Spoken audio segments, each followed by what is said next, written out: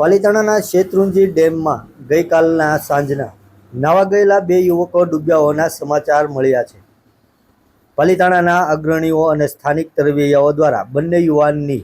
ડેમમાં શોધખોળ શરૂ કરવામાં આવી હતી, જેમાં આજે વહેલી સવારે એક યુવાનનો મૃતદેહ મળી આવ્યો છે અને તંત્ર દ્વારા હજુ પણ બીજા યુવાનની શોધખોળ ચાલુ છે। જેમાં પાલિતાણા શેત્રુંજી ડેમ ઓફિસર આશિષ બાલદિયા, પાલિતાણા મામલતદાર કમલેશ વાળંદ સહિતનો કાફલો ગઈકાલે રાત્રિના ઘટના સ્થળે પહોંચ્યો હતો અને બંને યુવાનોની શોધખોળ તરવૈયાઓ દ્વારા હાથ ધરવામાં આવી હતી। પાલિતાણા શેત્રુંજી ડેમ ખાતે ગઈકાલે સાંજે 5 વાગ્યાના અરસામાં દરબાર ચોક પાછળ જામવાળી દરવાજા પાસે રહેતા 3 યુવાનો શેત્રુંજી ડેમ ખાતે નાહવા ગયા હતા અને રાત્રિ દરમિયાન ઘરે ન આવતા શોધખોળ શરૂ કરવામાં આવી હતી, જેમાં શેત્રુંજી ડેમના અધિકારીને જાણ થતાં તેઓ દ્વારા તરવૈયાઓ તેમજ ફાયર વિભાગની ટીમને જાણ કરવામાં આવી હતી,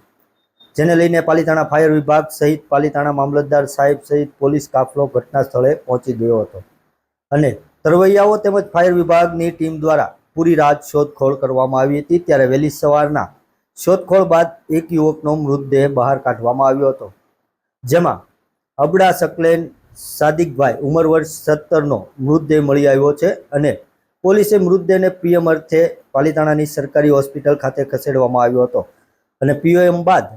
તેમના પરિવારજનો દ્વારા મૃતદેહને અંતિમ વિધિ માટે પોતાના ઘરે રવાના કરવામાં આવ્યો છે। ત્યારે શેત્રુંજી ડેમ ખાતે હજી પણ એક યુવાનની ડૂબ્યાના